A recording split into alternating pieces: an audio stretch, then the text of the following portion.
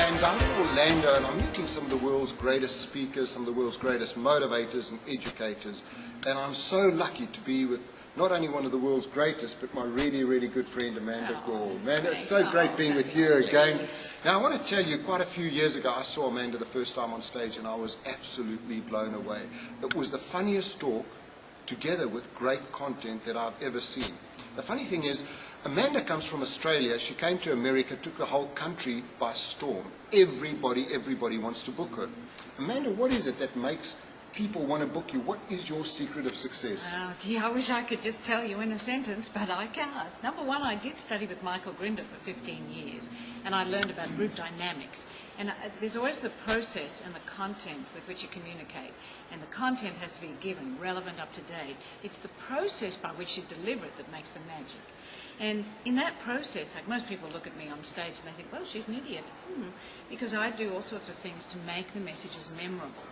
And, you know, what's the point of having a message and trying to change a corporate culture or get a message through to your people if you can't make it memorable and separate it from the noise around them?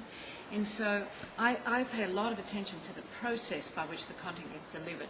And I'll use symbols because people have attention spans of gnats on amphetamines, you know, like they don't remember anything. And so you have to give them symbols and they can attach a concept to the symbol. You know, I've been back in Australia 18 months and I've yet to do a conference, and I think I've done maybe 55 or 56, where someone hasn't come up and said, we saw you speak 17 years ago and I still remember. Of course, I feel like Methuselah, but it's very encouraging that they've remembered it. Now, what are some symbols? Give us an example. Give us a little snapshot of what you would use. Well, you know, I talk about being a fun fairy. And, you know, like in the corporate world, it's fun and, you know, corporation business doesn't go together. Hello, though, there's all this new research out that indicates when you're happy first, when you're having fun first, when you're joyful, all the rest follows. It's a transformational thing. So we've always thought, do all the corporate stuff first, then be happy. But now it's really happiness first, then the results. And so, you know, I talk about being a fun fairy. And I have these magic wands made in China. And they light up and they go, bring. And I tell you, people kill for these wands. They will hurl each other to the ground trying to get these wands as I throw them out at the end. So that's a symbol of the fun fairy. Bring. And one of my favourite talks is the crunch and the food you eat. So you've got a serious side of your talks as well. What is your other background, your whole health side as well? Well, I hardly ever do the health stuff these days, Frank, which is interesting because I keep learning and I keep incorporating new information.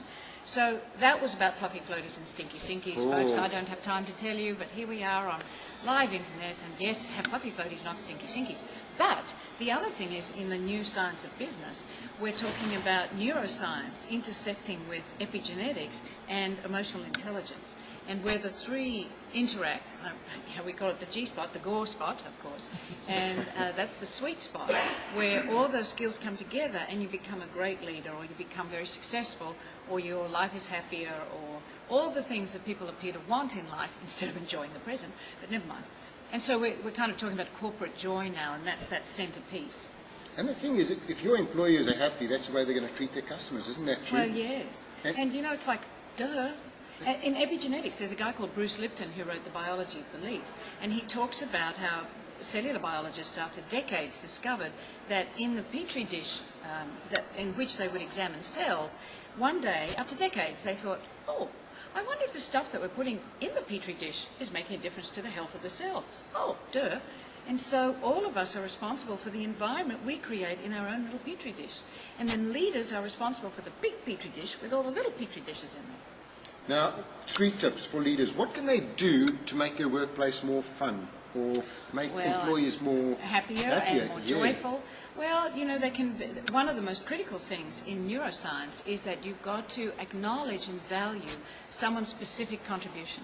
So you must find a contribution that's very specific and tell them, not a generic letter, but tell them how much you value them for that contribution. And then number 2, allow people to recognize the responsibility they have in their own petri dish so they can influence, and they accept the responsibility for that. And then number 3, you know, who you are, I don't know who said it first, but who you are shouts so loudly, I can't hear what you're saying. So if you want them to have fun, you have fun. If you want them to be joyful, you be joyful. a leader's job really is to work on themselves. It's a bit like marriage, isn't it? Yeah, Your yeah. partner is there to help you grow and develop spiritually. Well, your teammates are there to help you grow and develop spiritually as a leader and each other. And it's really just all about making people feel special, recognizing them, Yes. and thanking them for their contributions. Yes. So simple, isn't It it? is. And have fun yourself, be joyful yourself. Now, I want to tell you, if you want to see this message delivered like no one else, I've done talks all over the world, and everybody speaks about Amanda and how they're trying to get her back again. If you want to get Amanda, where do they go to book you? Well, funnily enough, amandagore.com. AMANDAGORE.com. If you want to book this lady for the most awesome event ever, please get in touch. And have you got a newsletter they can sign up for? Yes. Newsletter, Yes, same newsletter, thing? same website, yes. Sign up for that. And we've got something called the Joy Project. We're trying to create a global joy community, one tribe at a time. So if you're interested, we also have thejoyproject.com.au. That's the Australian one. So it's amandagore.com, but thejoyproject.com.au. Wonderful, Amanda. Thanks so much for your time. Great seeing you again.